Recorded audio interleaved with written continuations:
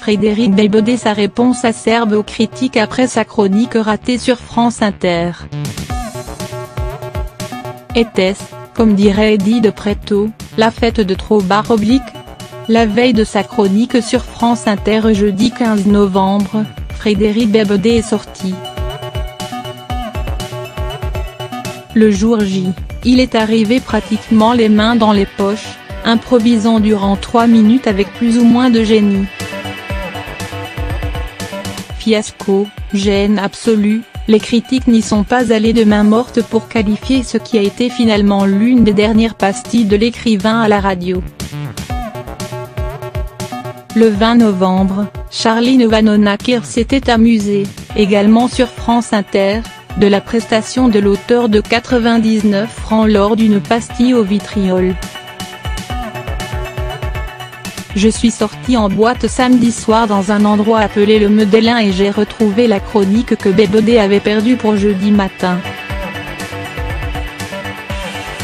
Et, il faut aussi comprendre qu'Etatiana 06.64.43.25.65. Non, ça, il a dû rajouter par-dessus.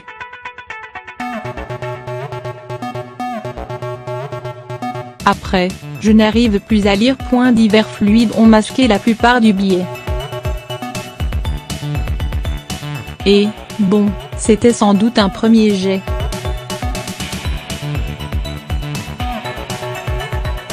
Enfin, un premier jet 27 racontait-elle. Dans les colonnes de gala, en kiosque mercredi 5 décembre, Frédéric Beigbeder est revenu sur sa fameuse chronique. J'ai toujours fait la même chose pendant 3 ans sur France Inter, un peu sur le ton du paresseux, qui n'a rien fait, qui arrive les mains dans les poches. Qu'elle n'avait jamais posé de problème.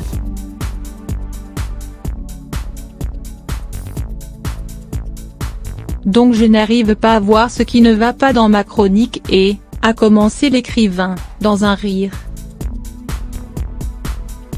J'ai bien compris que j'en avais peut-être fait un peu trop et que du coup, ce n'était pas terrible, donc j'ai demandé à arrêter.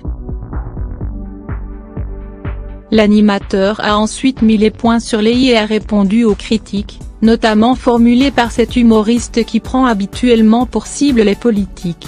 L'humour c'est une question de goût, il y a des gens qui peuvent trouver qu'une chronique ratée, c'est 3 minutes avec quelqu'un qui lit des blagues sur Emmanuel Macron, d'autres qui trouvent qu'une chronique réussie c'est un type qui arrive, qui a glandé, qui n'a rien fait, mais ça crée un moment un peu burlesque, un peu pathétique.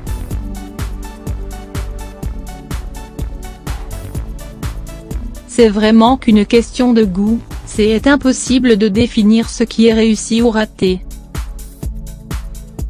C'est dit.